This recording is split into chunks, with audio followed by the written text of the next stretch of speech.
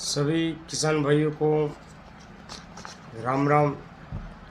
आज एक बहुत ही अहम सूचना जो किसान भाइयों को हम बताने जा रहे हैं, जो कि हर किसान भाई को पता होनी चाहिए, क्योंकि बीज जो होता है, अभी बुआई का समय चालू हो गया है, लगभग रबी की बुआई।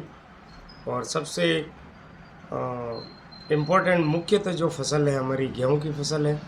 सभी किसान भाइयों ने अपना खेत की तैयारियां कर ली है लगभग। तो आज बीज के बारे में मैं आपको कुछ जानकारी देना चाहता हूं, जो सभी किसान भाइयों को होनी चाहिए। सबसे पहली बात, अहम बात ये है कि जो अनाज जो होता है, अनाज वाला बीज किसान भाई उसकी बुआई नहीं करें। बीज हमेशा टैग लगा हुआ, ऐसे जो अलग अलग प्रकार के टैग लगे हुए प्रमाणित बीज होते हैं, वो अलग अलग इन कलर्स के बारे में मैं आपको टैग के बारे में जानकारी दूंगा। जो सबसे पहले तो टैग लगा हुआ ही बीज किसान भाई उसकी ही बुआई करें, और इसमें स्पष्ट लिखा हुआ रहता है उसकी अंकुरण क्षमता, उसकी भौतिक शुद्धता। तो ऐसे अलग अलग, जैसे बीज अधिनियम 1966 एक एक्ट बना हुआ है, जिसमें जैसे पीले कलर का अगर बीज के ऊपर किसी बोरे पे ये पीला रंग का अगर टैग लगा हुआ है, सुनहरा पीला, तो वो प्रजनक बीज होता है। और सफ़ेद कलर का जो टैग होता है वो आधार बीज कहलाता है। और जो प्रमाणित बीज होता है उस पे ऐसा नीले रंग का टैग दिखाई देता है, यानी कि वो प्रमाणित है, सर्टिफाइड बीज है। और विशेष प्रकार का जो बीज होता है उस पे ऐसा ग्रीन टैग, इस टाइप का ग्रीन टैग लगा हुआ रहता है, और इस पे सारी चीज़ें लिखी हुई रहती है।